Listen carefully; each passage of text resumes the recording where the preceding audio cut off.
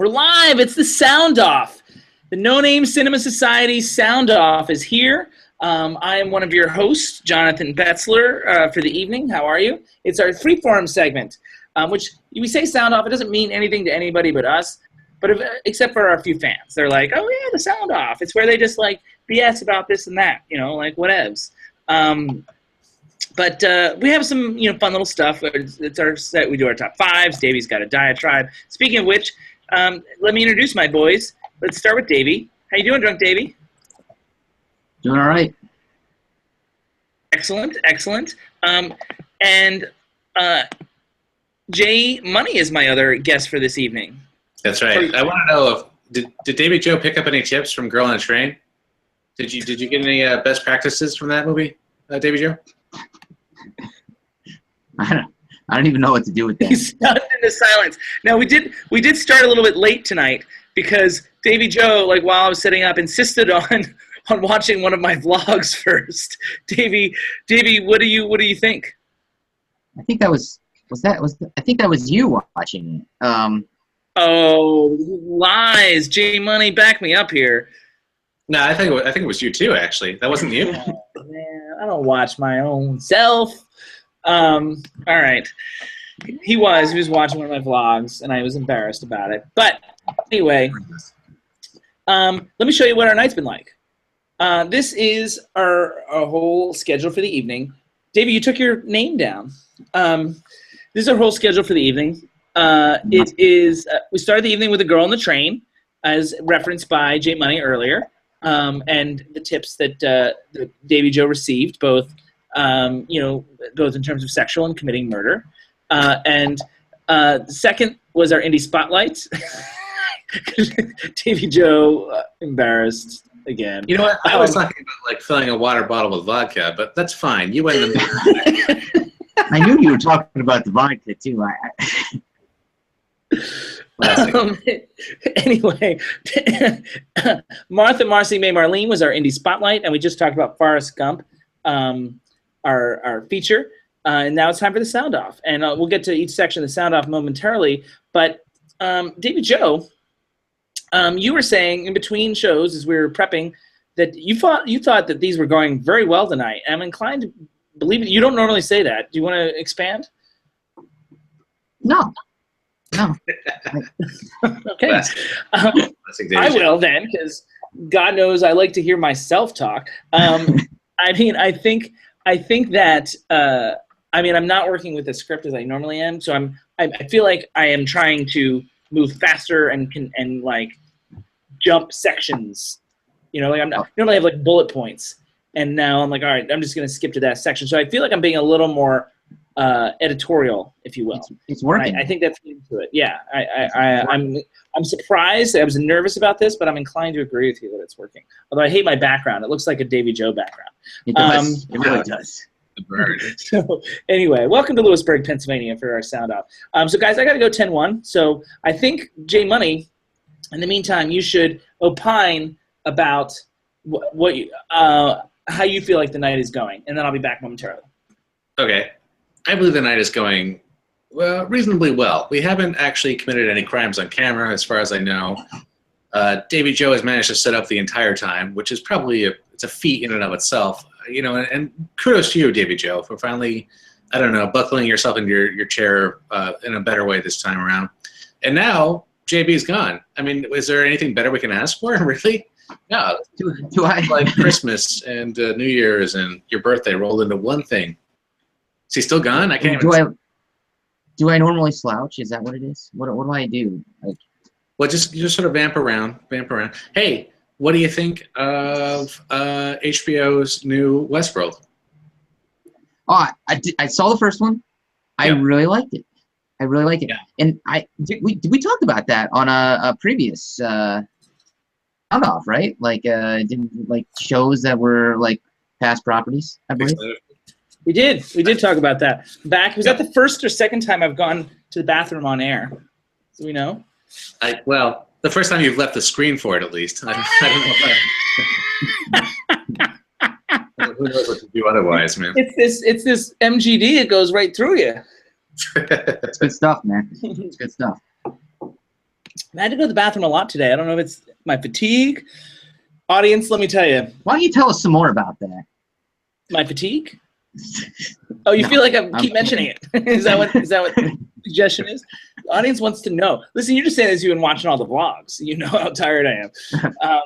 I just want to also, you got to remember, Davie Joe, these are separate shows, you know, so people that watch this show might not have watched the previous 3.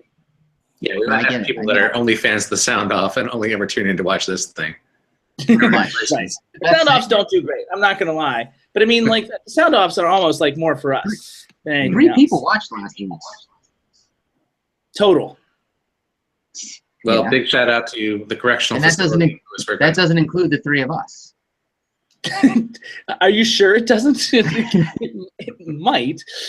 Oh, I remember what I'm doing. Okay, so a couple things that I want to do first. Let's see. Weekly, the camera's on me. Let's see.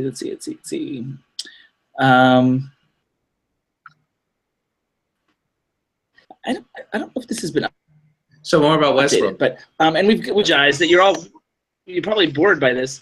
Yeah, it's fun. You know, I do want to emphasize that you should be watching the movie, especially since it ties in nicely to our broadcast last week about The King and I. Yul Brynner, another big character. Westworld. Are you talking about Westworld? Yeah, I was just suggesting that Davie Joe actually watched the original, movie from the '70s with Yul Brynner, which is a movie. I mean, I feel like Davie Joe has like a ton of other things to watch for this sound. I do. I feel like if I watch Westworld, it would really tweak you. Like it would. So of all the things. This is not for the evening, but this sort of had a viewer reach out. It wasn't on Twitter. It was on asking me about it. So mention it. We had somebody on Facebook ask us to discuss Die Hard version. Now, I mean, like, without a doubt, it's an interesting argument, and engaging with his viewer individually, as I recall. Can you just like repeat all that again, because you were JB, up. I feel like you broke up quite a bit throughout that. During this part? Yeah. Yep. Okay. Saying is we had somebody not on Twitter but on Facebook, but we've only got the one graphic. so this is what we use, and it's basically about audience engagement. And J Money, you were interacting with the viewer, as I recall. I do like to engage with our fans, JB. So what they ask us to do is discuss Die Hard versus Speed. And it's definitely an interesting discussion. It's something I don't know if we have time for tonight, given that we've been trying to make the sound offs a little shorter because we get to ramble and stuff. And my other concern about it is, I mean, like J Money, you said you would like to get into that discussion at some point. Am I putting words in your mouth? You probably remember better than I do what I actually said. I mean, I think. I mean, it's in written word on our Facebook page, so I think it's fair to say that we have a viewer named Alyssa. The viewer's named Alyssa. I think we can repeat that much because it's on Facebook. That had asked us to discuss this. She had a discussion with her friends about it and wanted to see what we felt about it. I think I actually don't know right now what I would say. What I will say is that both films we have a new bracket out, the action movie bracket, and I don't know if we ourselves have not done anything on, but we will. I think in December, January is when I introduced that bracket to you guys. But both those films are on the action movie bracket. Die Hard's a 1 seed and Speed is a 2 seed in separate quadrants. So I wonder if we want to wait until like they can meet each other before we have that discussion. Maybe we do. Do you want to take the second paragraph of her request in that situation? What was the second paragraph of the request? The second part was like to figure out what was the best, in her words, Road Warrior movie, which I think that maybe she's referring to the best of the Mad Max series in general. She Or- is, and if you watched our episode 10, in which we discussed Mad Max Fury Road, you might also realize that I have not seen any of the other ones. Yeah, so I feel like it's a short conversation if we try to. But it's a good conversation altogether. But I mean, certainly action movies in general are going to be coming more towards a bigger part of the show because we have this whole separate action movie bracket. So that should be certainly Davey will get something out of that. Yeah, no, I'm looking forward to that. Maybe more action, less musical. Fantastic. Well, we all, in addition to making an action movie bracket, we made a musicals movie bracket, as you remember. So yeah, jeez. remember that was the Purple Rain versus Oklahoma conversation. That was awesome. Some Purple Rain won, as it should have. And didn't last week we have? Didn't King and I go? No, King and I was versus Vertigo last time. Okay. Right.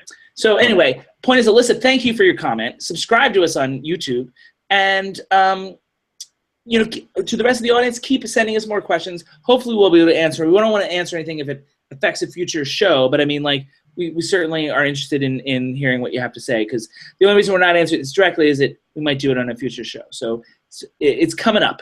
It'll come up at some point. Okay, so I just wanted to respond to that. I wasn't planning on it, and we're already late. I went to the bathroom, so we're like totally 11 minutes late right now. So with that in mind, I wonder if we should we skip the second run movie? Since you saw it, it's up to you. I'll tell you what. You might not have time to watch one for next time, so you can always just do it next time. Whatever you want, though, is fine. Yeah. Okay. Why don't I go straight to the top 5? Unless you want to do Davey's diatribe first. You want to do Davey's diatribe first? I don't think we should. No, we'll do your top 5. Let's do the top 5 first, and then if we have time, I'll do the second run thing. Okay. So let me see what graphic J Money has created for the top 5 tonight. Shall we? Should be called top 5. Oh, I don't. Top 5 something or other. Top 5 something or other. That is exactly what I call that file. I don't think I have it, yo. I sent you 2 emails. It was late. It was late in the process here. There were 2 separate emails that had different packets of stuff in it. But if you got the next time graphic, you should have gotten I believe the top 5. No, the top 5 actually should have been the first one. Anyway, JB's top 5. Yay! Yay! It's coming someday. You want me to turn it first? Put it up, JB. Hang on. I want it up there. All right, if you want to vamp for a second. You guys are not vamping. Keep going. So, all right. So, have you seen Westworld, JB? No, I don't have HBO. That is the a piss poor original movie? It's been a long time since the original. I'm not gonna lie to you. I'm gonna say that JB was not a huge fan of the original. Oh no, I liked it. I particularly liked Yul Brynner. Oh, okay. I take it back. I believe that JB is a big fan of the original.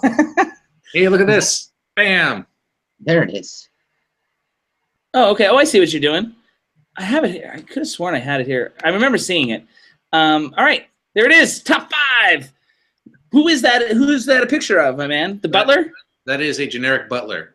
Oh, the butler did it. The butler did it. Top 5 murder mysteries of all time. I'm super excited about this. This is going to be a good list. Although I do think that there are some similarities between some of these movies that you guys will pick up on. But yeah, it should be an interesting discussion. I think you guys will have seen a handful of these movies actually. So that's the extra fun part. Oh, look what's happening. Oh, why'd you have to do it? Let's see if there's some YouTube comments here. No, you don't. Okay.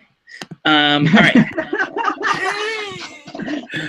I get all these notifications on YouTube. I thought maybe I assumed it had something to do with the show, but it didn't.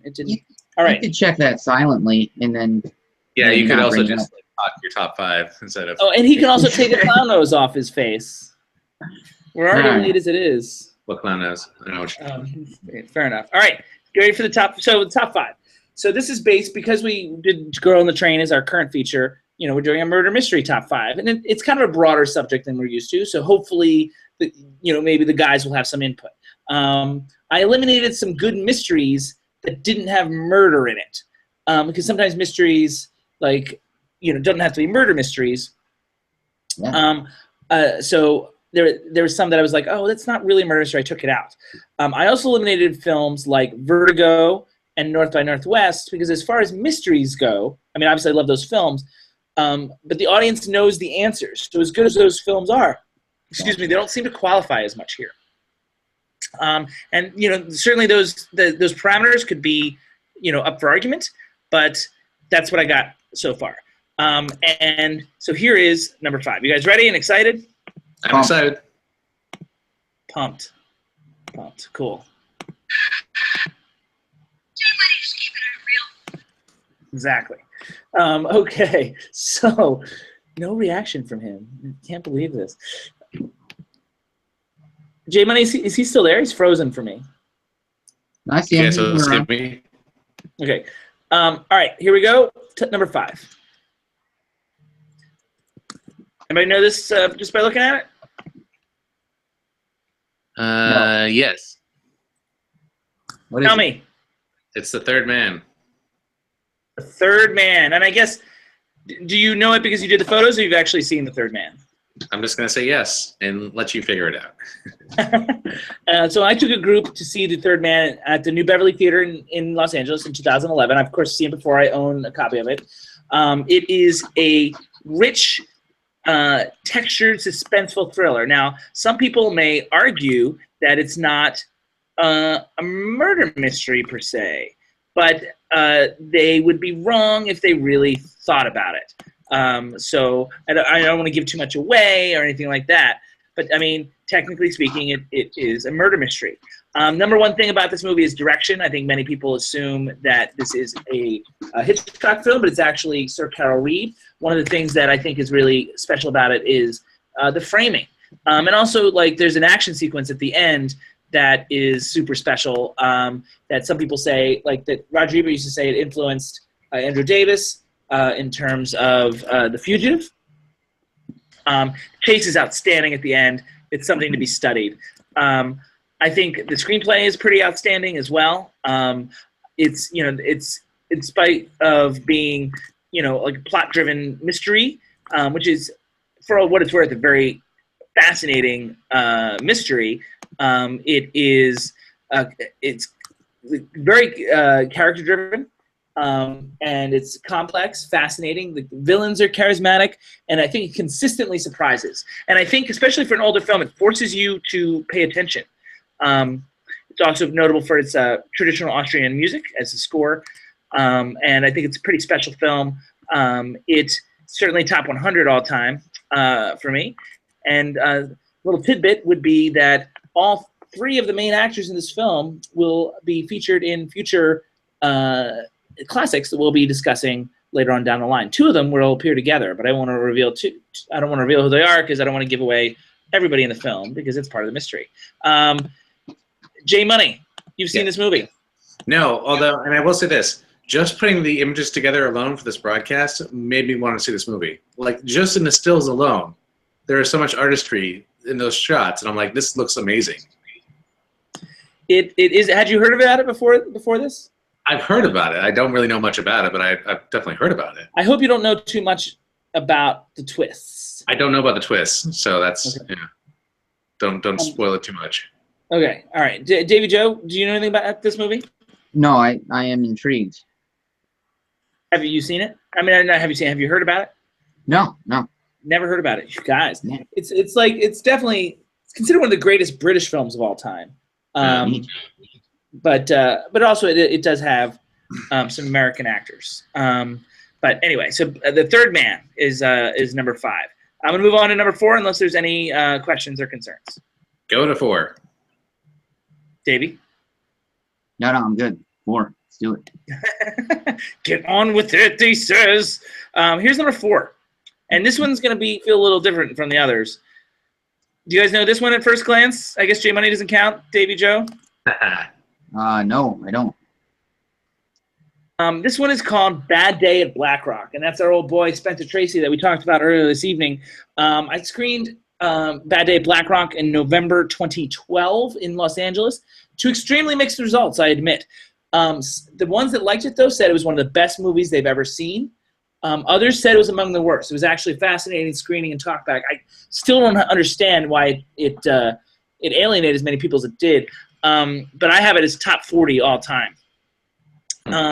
And once again, one could argue that, like, at first glance, this doesn't seem like a murder mystery. But those that have seen it need to think about it further to realize that they would technically be wrong.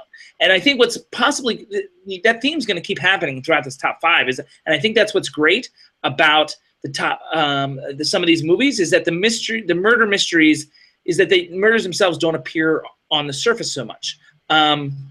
And also, this particular film is interesting because I think it's setting this sort of like, it's not a Western, although you might look at that picture. I guess I can bring the picture back. This picture might make you think that it's a Western, but it's really not. So I think its setting might give you the impression that it is a Western or something like that, but it's not, because I mean, people think of murder mysteries, they think of film noirs, and they think of urban city landscapes and such, but that's not really the case here. I think this is what movie is all about. John Sturges' direction. Of course, John Sturges is best known for good, not great macho films that stood for action films of the 60s, like The Magnificent Seven, the original, and The Great Escape. Those were good John Sturges movies. This is different. This is his best film by far. This film has detail and depth. The framing is breathtaking and well thought out. P.T. Anderson refers to this movie frequently when on his commentaries, when he talks about how he frames certain shots. Even the action is really strong for a 50s film, sort of foretelling some of his later films. I think the action here is more motivated, more focused, more detailed, without having that like sort of big blowout scene that The Great Escape and the Magnificent Seven seem to have.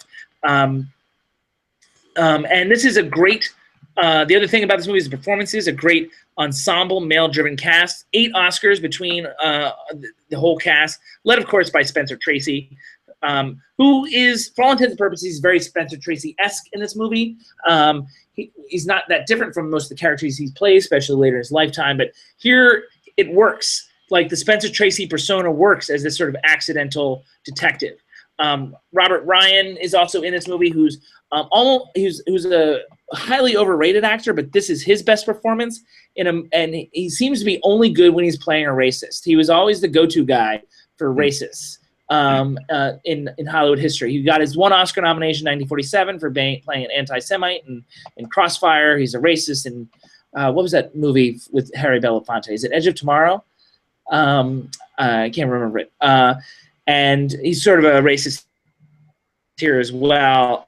So he is actually really good. And a supporting cast, 3-time supporting actor Oscar winner Walter Brennan, Dean Jagger, who won an Oscar for 12 O'Clock High, Marty Borgnine won an Oscar, not Marty Borgnine, Ernest Borgnine won an Oscar for a movie called Marty. They're all in this movie. And it really adds to the credence and the gravitas of this movie. It's a special movie that I discovered late in life that really blew me away, and like I said, it jumped up to my top 40 all time. That I went over a lot there, guys. Sorry about that. Has anybody? Davy Joe has not even heard of this movie ever. No, it's pretty special. J Money. Heard of it, never seen it. It's been on my list, I think, for a while. Okay, so you've heard good things then, I guess, if it's been on your list. Yeah. I mean, I went through a Spencer Tracy phase for a while as well, and I feel like that's probably where it surfaced for me originally. Most young women do, so it doesn't surprise me at all. Oh, take me to the burn unit. That was a good one. So cool. Well, I mean, hey, you gotta love Spencer. Late in his life, he sort of like was repeating these characters, don't you think? Yeah.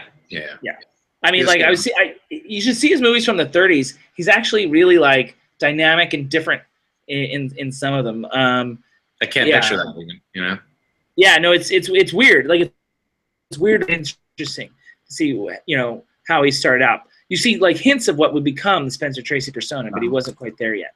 All right, I'm gonna move on to number 3. Ready? Yep. So I happen to know J Money saw this one.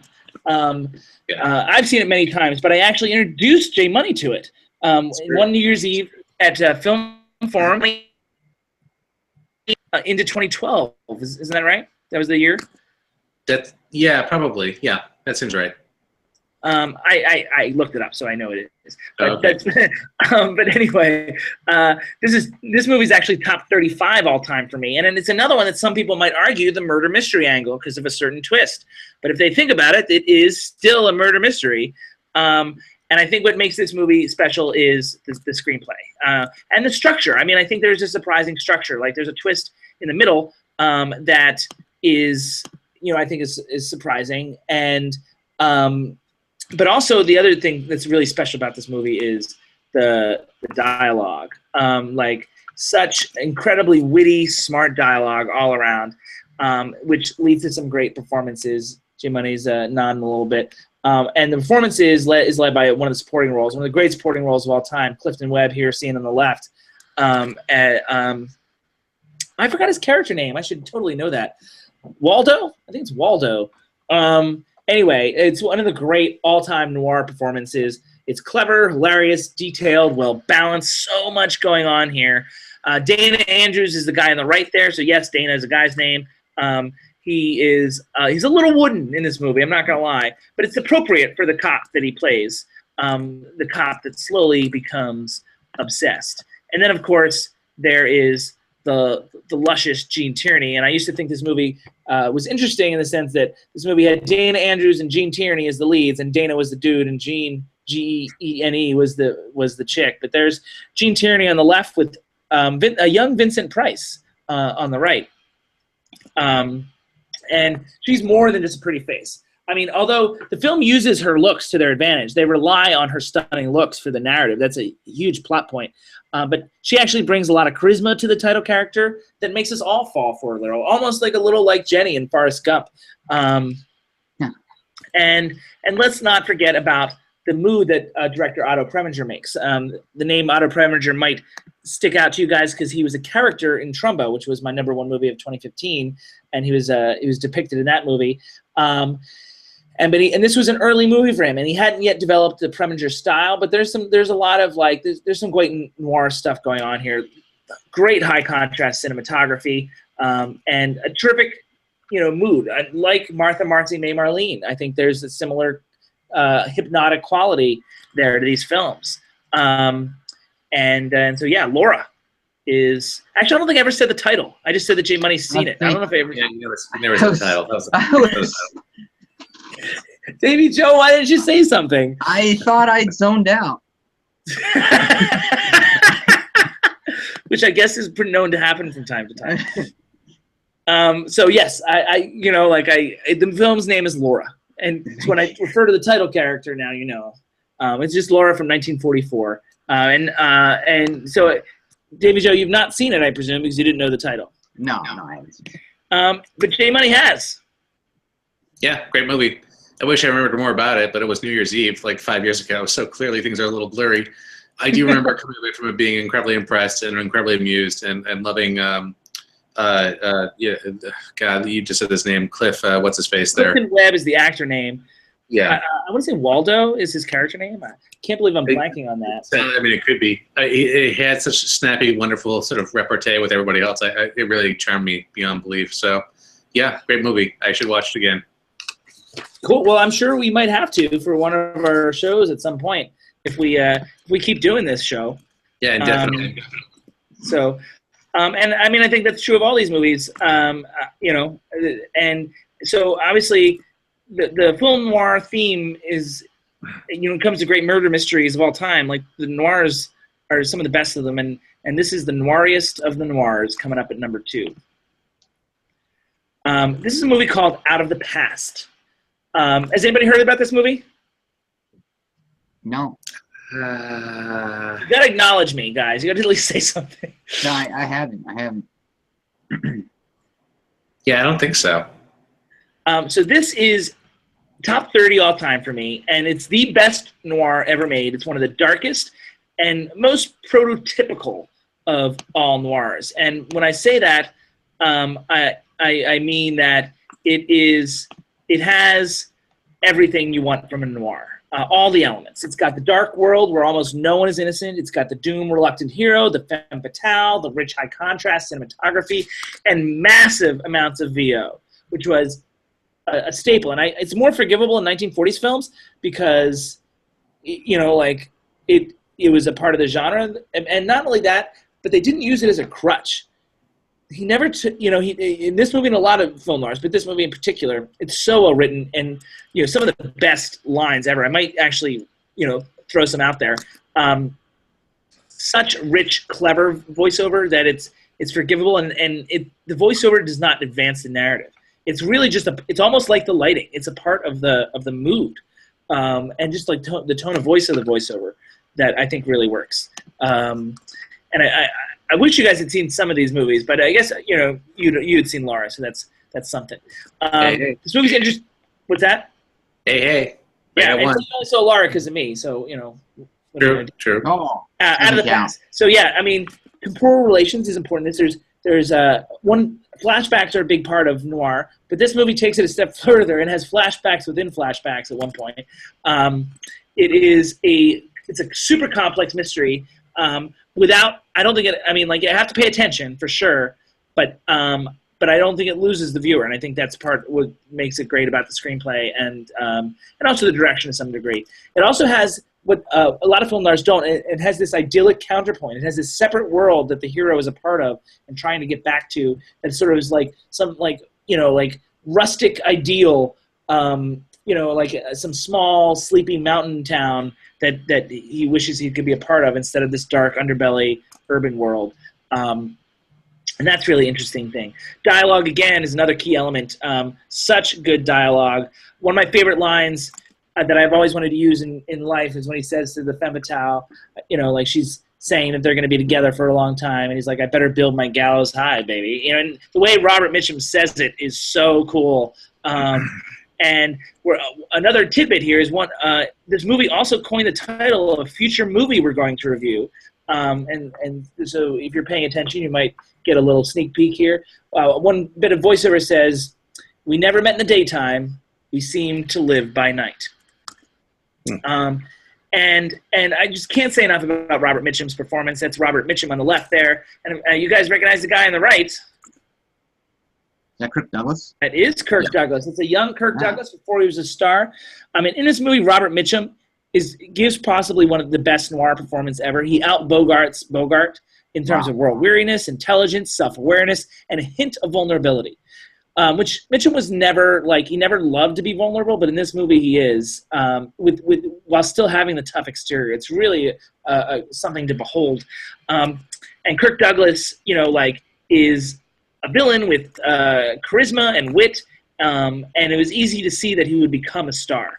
I think it's pretty impressive. And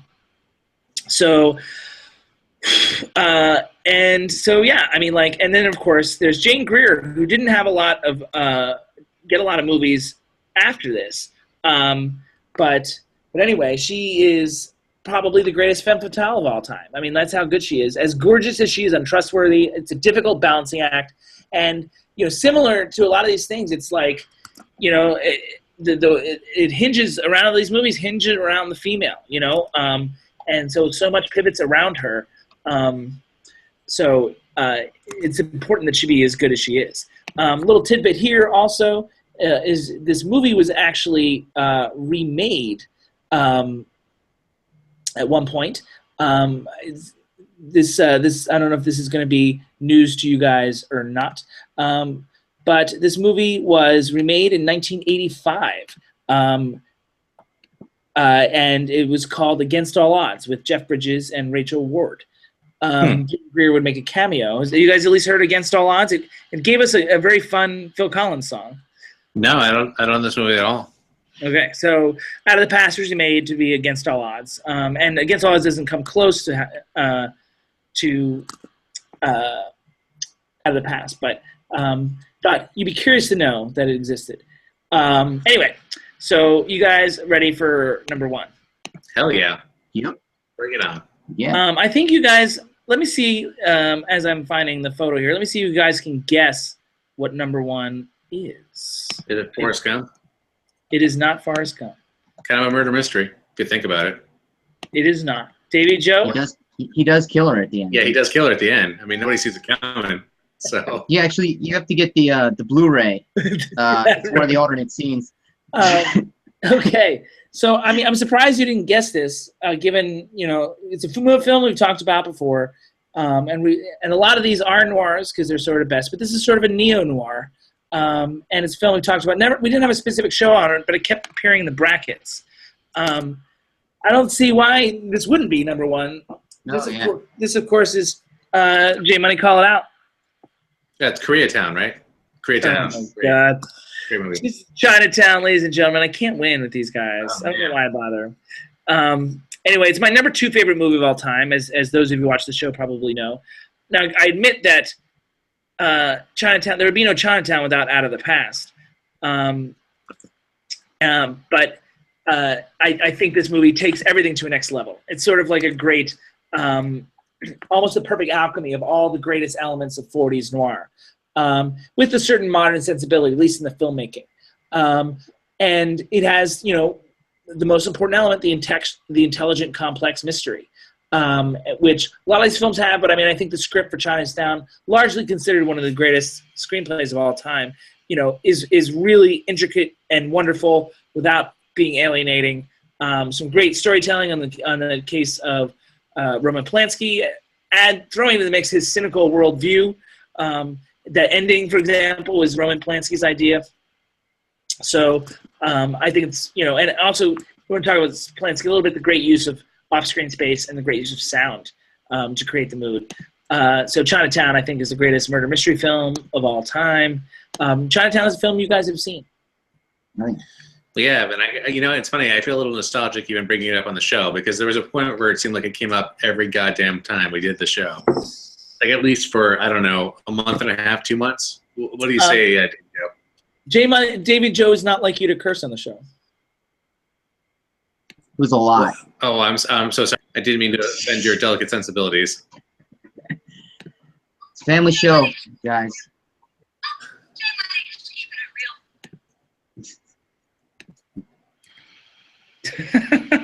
I don't know who that is, but she has the right attitude. That's right. It's a dude. So anyway, what's the train of thought? Chinatown. Davy Joe. Davy Joe hasn't said anything on it. It's good. It's a good one. No, great movie. Great movie. Okay. Cool. And I guess you guys don't have a sense of how you'd reorder that. I mean, I think you'd at least say, like, as good as Laura is, it's not better than Chinatown. I don't know. What would I do with that? I might put Laura above Chinatown. I'd have to rewatch Laura, I guess.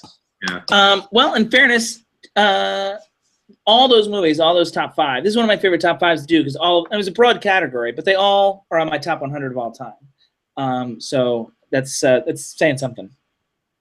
So anyway, my top 5 is done. Let's move on to the next segment, shall we, gentlemen? Amazing. Yeah. Is David Joe still alive, or is he just completely in a stupor at this point? Well, I hope he's alive because his segment's next. I'm here. Okay. It's time for Davie's Diatribe! Yeah! Oh, man. Oh, Jesus. Yeah. JB, you're going to get kicked out of your hotel. So, cool. It's time for Davie's Diatribe. How you feeling, Davie? Good. Good. You ready to blow up like the picture suggests? You really get angry, you're going to turn into the Hulk and really let us have it. Okay. Yeah. Okay, cool. Done. Jim, are you excited for Davie's Diatribe? Hell yeah. Hell yeah. All right, so I'm going to make Davie pick at some topics that might upset him. Are these in order here? 1, 2, and 3? Here we go. 1, Let's 2, do 3. 3. 1, 3. You didn't even want to like take time to think about it. You want to be like, all right, let me see. I've been thinking about it all week. All right, 3. Recent trend, and it's a trend throughout movie history. I just referred to one, quite frankly, and I wanted to get a sense of how you felt about these as a general concept. The most recent example, of course, is Magnificent Seven, opened at the end of September. It was almost going to be a show that we reviewed, but then we kept getting delayed by your stupid schedule.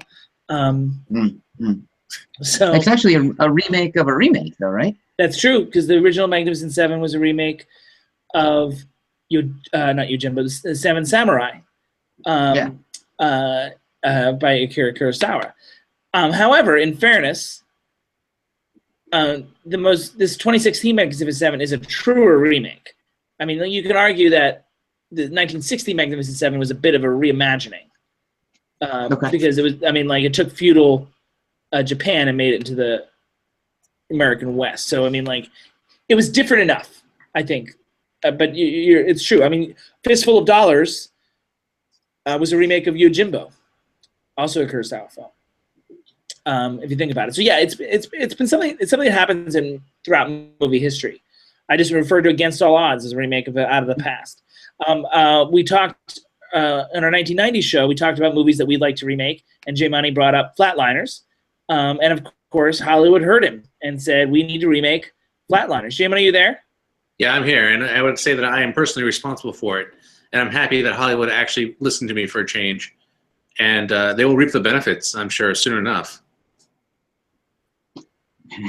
Flatliners is coming out, and there's we had Charlie and the Chocolate Factory come out a couple years ago. So remakes are a thing, and I want to get a sense of how you felt about it.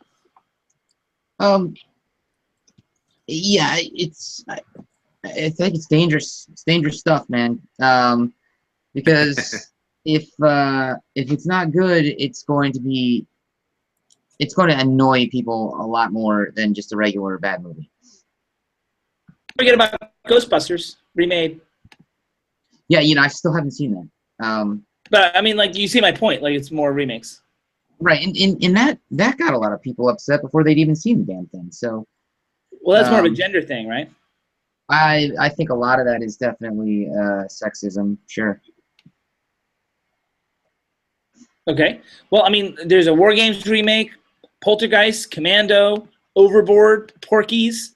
There was a War Games remake? No, it's in the works. Honey, I Shrunk the Kids, House Party, The Never-Ending Story, Cliffhanger, Police Academy, Videodrome, Flight of the Navigator, Bill and Ted's Excellent Adventure, Three Men and a Baby, It are all being remade.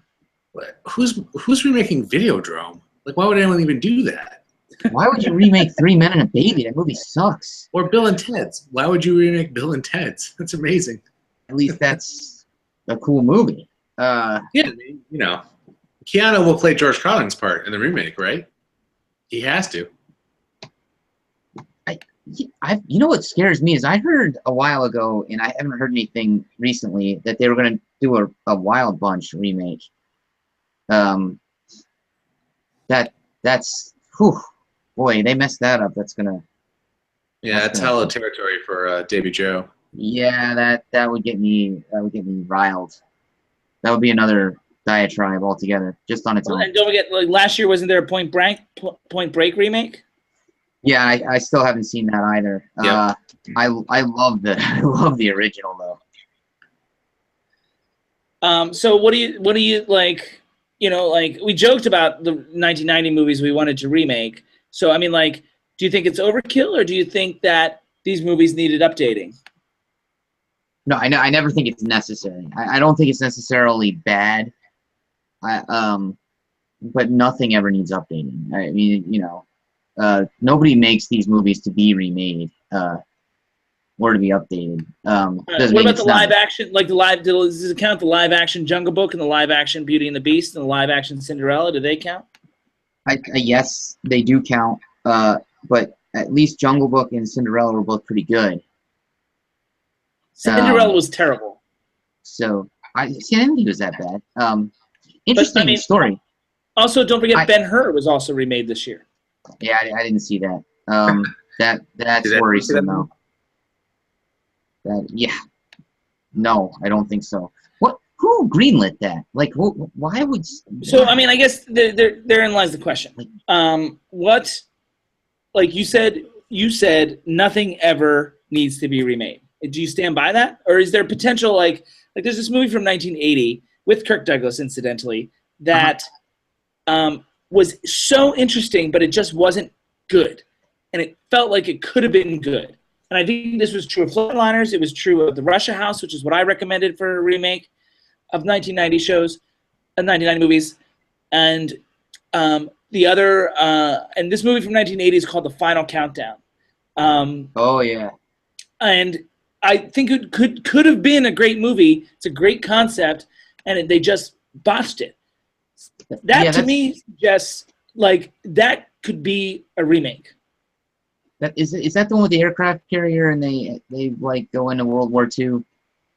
Yeah, yeah. All right. Yeah, that's actually a compelling argument. J Money, do you have any thoughts about any of this? Yeah, I mean, a couple of things. I think, for one, if you're going to talk about movies that could be remade because they could be improved, I don't really see a reason to remake them. To me, it's like then take the idea and come up with your own material that kind of either homages or moves forward with the basic premise, but make it your own. You know, take the original material and then improve upon it in the way that you think is necessary, and do it in a more, I think, original way if you can. I don't see a reason to take the exact. I don't see a reason to take the title and the exact premise and everything like that and then remake it. To me, it feels like you should expand upon it. But I don't think that remakes are inherently bad. I mean, and I also feel like every generation latches onto certain storylines and certain movies that they grew up with that they love, and they want to see them remade for themselves. They want to have a chance playing with the Play-Doh, basically. I'm totally for that. I'm totally okay with that idea. And ironically, I just saw Ghostbusters, the remake, last night. So I feel kind of like I can talk to that a little bit. I was not a fan myself of this remake. I thought it was actually terrible. But I totally support Paul Feig and the cast. I totally support the idea of what they were doing. I totally support the concept. So the gender switch made it worthwhile. Yeah, and I like the fact. I mean, as much as it wasn't really a remake in a lot of ways. It was kind of the premise, but they really went in different directions with a lot of the characters. They went in different directions with the plot. Also, they had enough winks to the original too. Yes. So I guess I feel like I'm not going to fault it for existing.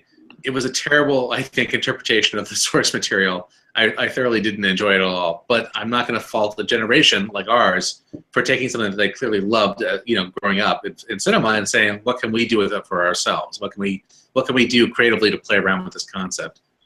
Another one just came to mind that because I've been doing other work at YouTube, and some of the work is involved. We call him DJ. You might know him as The Rock. He's in Hawaii right now, which was problematic for us in many ways. He's in Hawaii.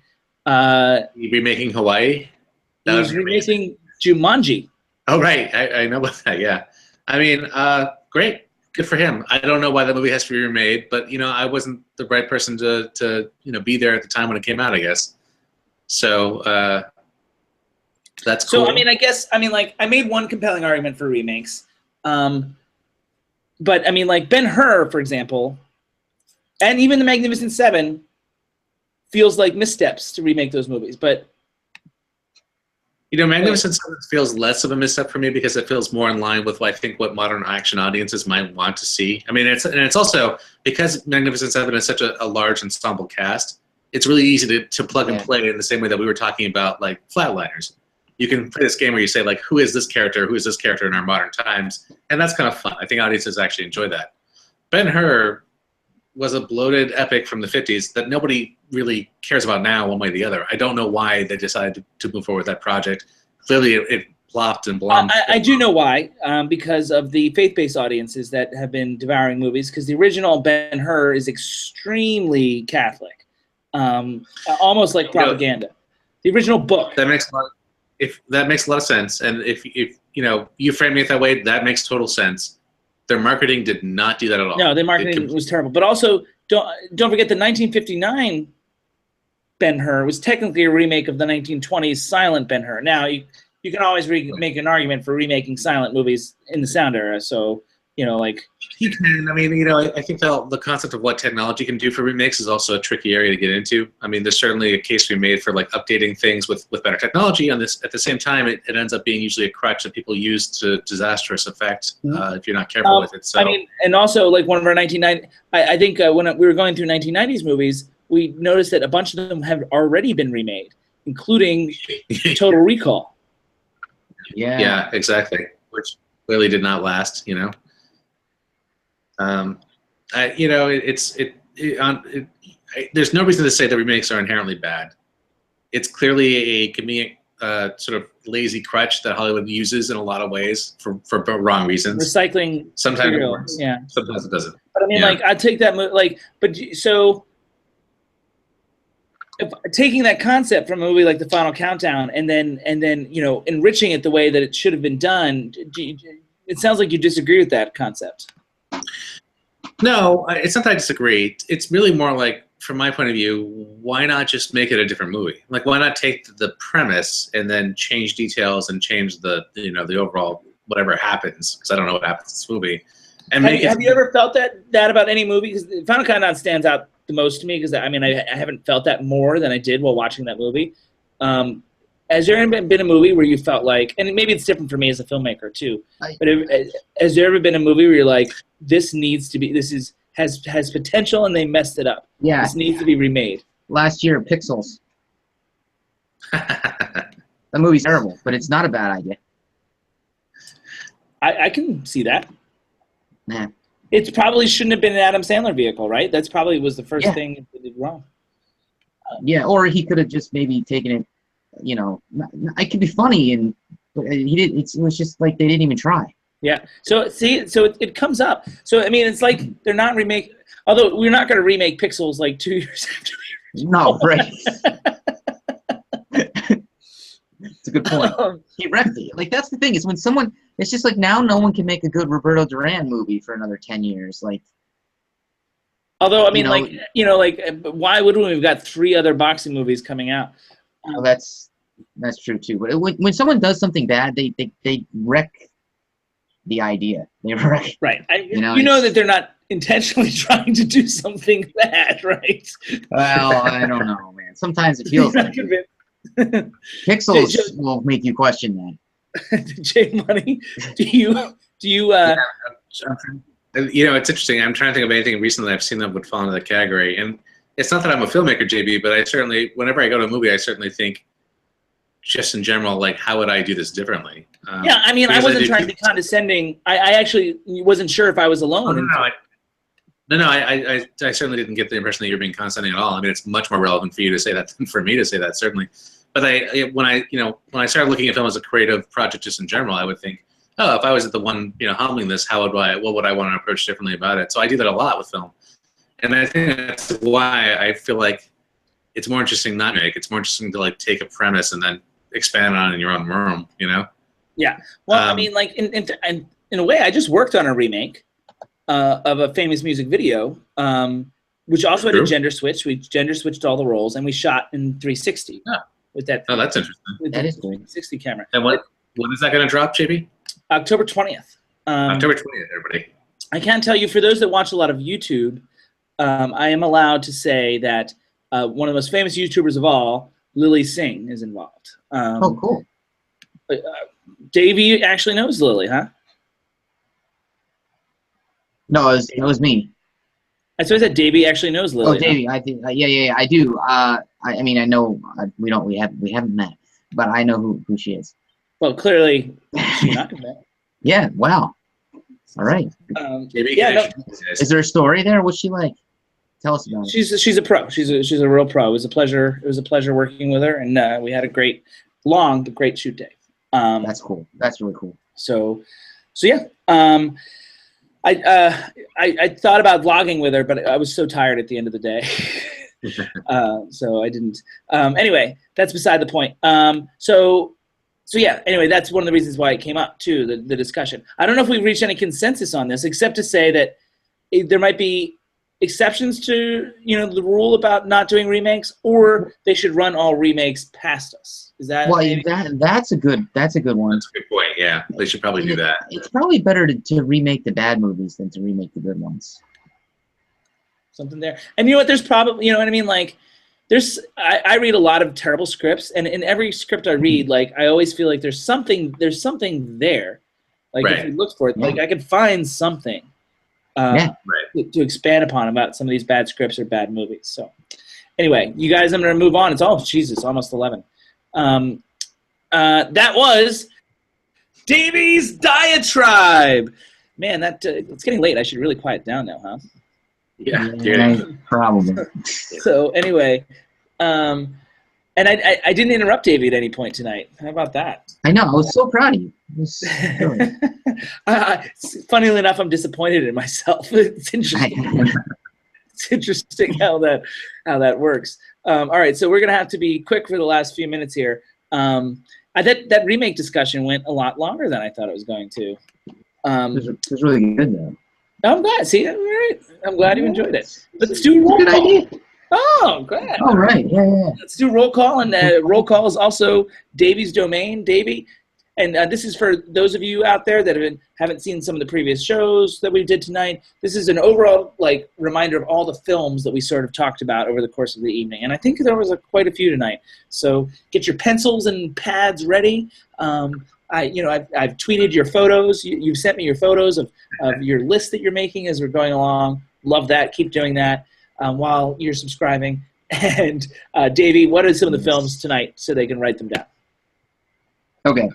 All right. So Gone Girl. That was a movie that came up because it, is very sort of loosely related or sort of similar loosely to Girl on a Train. Christine was a movie that you also mentioned. I think that was one that you guys talked about last time. Is that right? The producer of Martha, Marcy, May, Marlene directed Christine. Gotcha. Okay. One of the producers. We also you mentioned your movie Homecoming. In the context there was the focus group. In the note that J Money had given you, and that was helpful. I forgot to mention that earlier. Yeah. A couple of the indies that we talked about having liked were Shame and Melancholia. We also brought up Philadelphia. That was a movie that Tom Hanks had won Best Actor for, and then the next year, of course, he won for Forrest Gump. J Money and I talked about Westworld while you were in Cannes. And then your top 5 murder mysteries were The Third Man at number 5, Bad Day at Black Rock number 4, Laura number 3, Out of the Past number 2, which was remade. The movie that it was remade. The Odds, and then Chinatown was your number 1. And then we talked about remakes. We talked about Magnificent Seven, which is very recently, it's just a few weeks ago, came out. We actually talked about Magnificent Seven twice. We talked about the original in terms of John Sturges' work. When we talked about Bad Day and Black Rock, John Sturges also directed the original Magnificent Seven, and I also mentioned in that same breath, more or less, that he had directed The Great Escape as well. Okay. Oh yeah, there you go. I didn't write down either of those, so that's good.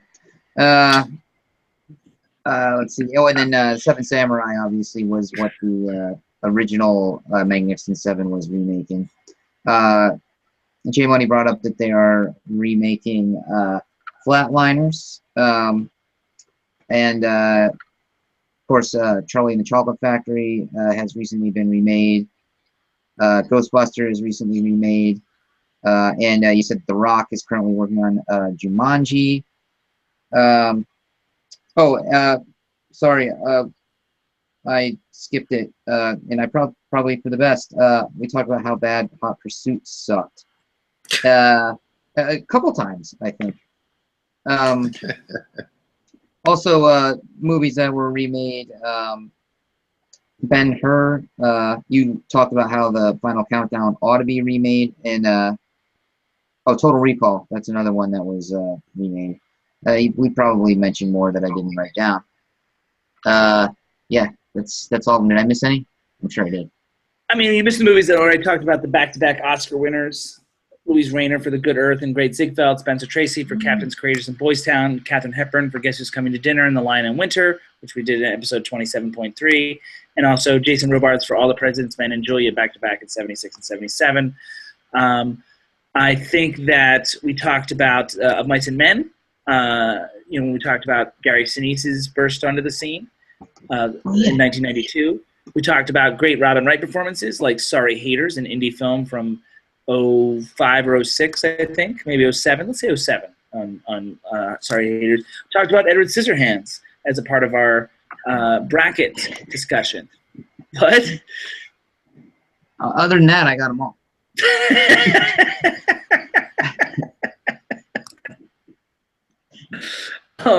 So yeah, we talked, and I didn't even do a second run movie tonight. So we also talked about Vertigo and North by Northwest in the sense that I did not want to mention them during my top 5 murder mysteries because I felt like they weren't as mysterious. And yeah, I think. Hey, Money, did we forget anything else? We talked about, you mentioned Yojimbo really briefly as a remake of Fistful of Dollars. Yeah. Fistful of Dollars. Yeah. So, and if there's anything, the main things that we talked about though are these movies. Again, so you can, if you missed any of these broadcasts, you know that we started the evening by talking about Girl on the Train, and then Marcy May Marlene was our indie spotlight. Really interesting discussions all around. Forrest Gump was our classic, and that you would Google episode 34.1 for Girl on the Train, 34.2 for Marcy May Marlene, and 34.3 for Forrest Gump, and of course the sound off is 34.4. So you can find those, and I mean, like, I think I speak for all of us when I say, guys, tonight was a really, we're going a little long, but it was a good night. Yeah, we did good. Yeah, good night. I mean, like, I think we say that a lot, but I mean, like, I feel particularly good about tonight, especially me because, like, it was so rushed and I'm not shaven, and Jay Money, every time I come on, for each show before we go on, Jay Money's like, you look like crap. You look really sweet, man. I'm like, thanks, man. But I'm always like, you look good. You look good. Yeah, but now I know who to trust. Anyway, so I think, in all seriousness, Davy Joe, like, you were saying it, and you never do, that this was a good night. No, it was. You're right. It went well. I highly recommend any of these broadcasts. I mean, particularly Marcy May Marlene, I thought was really, really smart stuff. And Forrest Gump got really in depth as well. So, one more movie we forgot that we didn't mention in the roll call was Hands of Stone. We referred to how we did back-to-back Edgar Ramirez movies. And let's close on this. Let's close on this note. So yeah, that's time, guys. That sums up our evening. So this is our next movie, and it's going to be, let's do the count. Let's see, 40 days. It'll be 40 days and 40 nights until we meet again, ladies and gentlemen. The No Name Cinema Society is going to take a little hiatus while I work. Just like Josh Hartnett. While I work on this feature here in Lewisburg, Pennsylvania. And I'll try and vlog as much. It's hard to do from set, quite frankly, because it's very busy. But we'll see. I'll do my best. And maybe I'll introduce you to some crew members and cast members along the way. So keep an eye out for our vlogs. Davey's going to start vlogging soon. Right, Davey? You bet. Yeah. He said he wanted to. It makes it seem like I'm pushing him into something. But our next movie is November the 21st, Monday, November 21st. Harry Potter's back in our world somehow, and it's going to be Fantastic Beasts and Where to Find Them is our movie for Monday, November 21st. It's starting. Whole evening starts at 8 p.m. Eastern, 5 p.m. Pacific. Of course, we've got the Indie Spotlight from 2011 and the Classic, which I gave hints at in the Forrest Gump broadcast, and a sound off. And hopefully we'll have some interesting things for the sound off. I don't know what my top 5 is going to be. Let's find out. I'll ask these guys when we hang up. All right, ladies and gentlemen, This meeting of the No Name Cinema Society is adjourned.